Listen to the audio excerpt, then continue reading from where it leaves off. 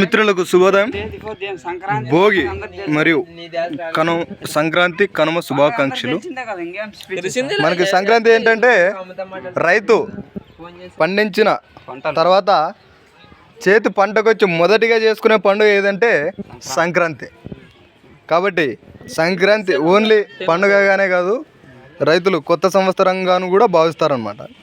కాబట్టి రైతులు ముఖ్యంగా మొదటగా పంట చేతికొచ్చిన తర్వాత జరుపుకునే పండుగ సంక్రాంతి, తర్వాత ఉగాది కొత్త సంవత్సరం అయినప్పటికీ కూడా సంక్రాంతినే కొత్త సంవత్సరంగా భావిస్తారు. మీ ఇల్లు ఈ భాగ్యాలతో సంక్రాంతి సంతోషాలతో కమ్మని అనుభూతులతో సంతోషంగా జీవించాలని కోరుకుంటూ మీ హరికృష్ణ. పూజల పండుగ కరినాడు కూడా ముందుగా అందరికీ, తెలుగు ప్రజలందరికీ నమస్కారం.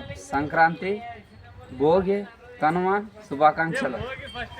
అందరికీ శుభోదయం. భోగి, సంక్రాంతి, కనుమ శుభాకాంక్షలు తెలుగు ప్రజలందరికీ.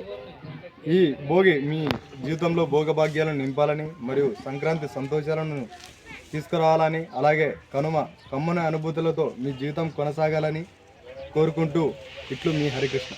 ధన్యవాదాలు.